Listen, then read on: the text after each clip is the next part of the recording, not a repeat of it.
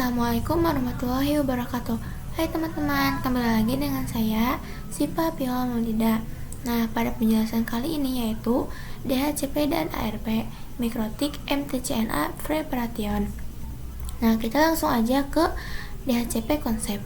DHCP memiliki kepanjangan yaitu Dynamic Host Configuration Protocol. Kedua, DHCP merupakan service yang digunakan untuk mempermudah distribusi IP address dalam satu jaringan otomatis.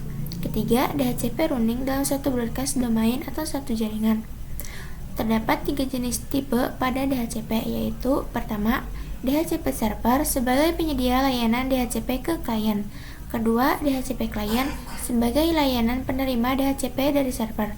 Ketiga, DHCP relay penghubung layanan DHCP server ke klien.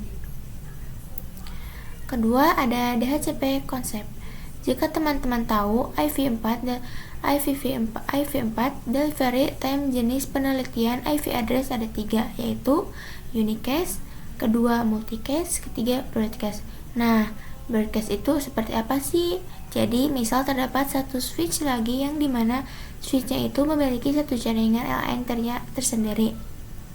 Nah, yang dimaksud broadcast domain itu apa? Jadi, ketika suatu PC ingin komunikasi dengan PC lainnya dan ini merupakan awal komunikasi yang sudah terjalin, maka switch akan melakukan eksperimen ke semua PC yang ada. Jadi, ibaratnya ketika PC ingin mengirimkan paket ICMP kepada PC2, sebelum itu PC1 mengirim paket ke router dan dari router akan mengirimkan yang namanya broadcast ARP ke broadcast domain yang ada. Jadi broadcast domain itu ibaratkan satu cakupan LAN. Ketiga, ada DHCP tipe. Nah, pertama ada DHCP server, kedua DHCP client, ketiga DHCP relay. Pertama, DHCP server yaitu penyedia layanan full IP. Kedua, DHCP klien penerimaan layanan IP dari DHCP server. Ketiga, DHCP relay penerus layanan dari server ke klien. DHCP relay memanfaatkan DHCP server yang terpusat pada router lain. Nah, kira-kira seperti ini ya contohnya ya teman-teman. Keempat, ada DHCP cara kerja. Pertama, cara kerja DHCP bisa disebut dengan proses DORA. Yaitu apa saja sih? Yang pertama, discover, yang kedua, offer, yang ketiga, request, yang keempat, ACK. Nah, seperti ini contohnya ya teman-teman.